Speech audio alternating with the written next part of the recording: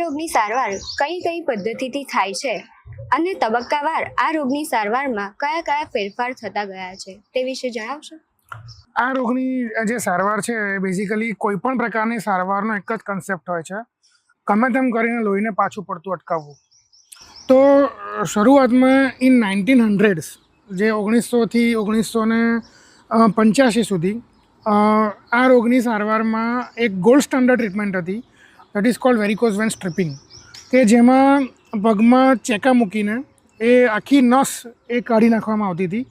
તો એમાં એને કનેક્ટ કરતા જેટલા બી વાલ્સ હોય એ વાલ્સ બી ખેંચી લેવામાં આવતા હતા અને ટાઈટ બેન્ડેજ મારીને દર્દીને 3-4 દિવસ સુધી આપણે એડમિટ રાખતા હતા. પછી બેન્ડેજ ખોલીને સ્ટોકિંગ્સ પહેરાવીને આપણે એને ઘરે મોકલતા હતા.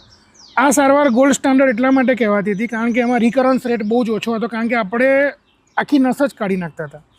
પણ આ સારવારમાં જોડે જે નસ કાઢતા હતા એની જોડે ચેતાતંતુ બી ઘણી વખત ખેંચાઈ જતા હતા, ઘણી વખત લોહીના ગઠ્ઠા ભરાઈ જતા હતા, ઘણી વખત જે ચેકા મૂક્યા હોય એ આપણે પ્રાઇવેટ પાર્ટ્સની નજીક ચેકા હોય તો એના કારણે એમાં ઇન્ફેક્શન થવાના પણ ચાન્સીસ રહેતા હતા.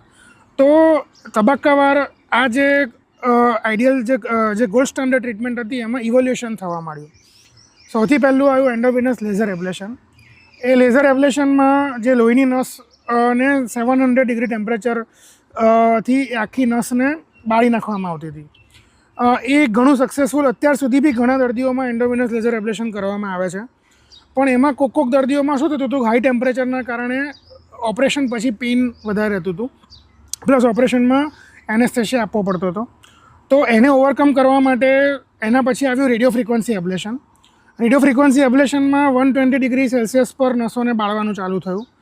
એમાં ફાયદો એ થયો કે એમાં ફક્ત પગનો જંગનો ભાગની ચામડી જ ખાલી બેરી કરવામાં આવતી હતી અને એ વેરિકોઝ વેન્સને 120 ડિગ્રી ટેમ્પરેચરે આજુબાજુમાં પગને ઠંડો કરીને બાળી નાખવામાં આવે તો એનાથી રિઝલ્ટ લેઝર જેટલું જ સેમ મળવા માંડ્યું, પણ એનાથી પોસ્ટ ઓપરેટિવ પેઇન અને બધું ઓછું થવા માંડ્યું.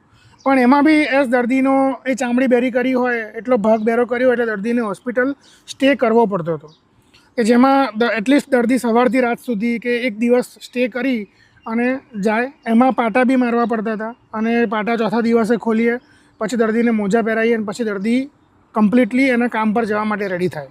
તો હ્યુમન અવર 3-4 દિવસ વેસ્ટ તો પણ થતા હતા. તો એને ઓવરકમ કરવા માટે નવી સિસ્ટમ આવી છે, that is cold વિનાસિલ closure system, that is cold super glue therapy. Super glue therapy એક એવી વસ્તુ છે કે જેમાં એનેસ્થેશિયા આપવામાં આવતો નથી, કે જેમાં દર્દીને ઇન્ડોર કરવાની જરૂર નથી, ફક્ત ગ્લુની મદદથી દર્દીની નસોને ચોંટાડી દેવામાં આવે તો દર્દી ચાલતા ચાલતા ઓપરેશનમાં આવે છે અને ચાલતા ચાલતા ઘરે જતો રહે છે. અને એમાં કોઈપણ પ્રકારનું અલગથી સ્ક્લેરોસન્ટ કે કોઈપણ પ્રકારનું બીજું સર્જરી કે એવું કશું જ કરવામાં આવતું નથી. આખી નસને તમે ગ્લુથી ચોંટાડી શકો છો, કોઈ એવા મેજર કોમ્પ્લિકેશન નથી. તો અત્યારે જે સૌથી રિસન્ટ પદ્ધતિ છે એ સુપર ગ્લુ થેરાપી છે.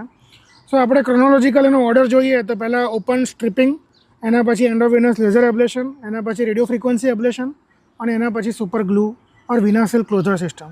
તો અત્યારે બી આ 4 પદ્ધતિ માર્કેટમાં અવેલેબલ છે જ.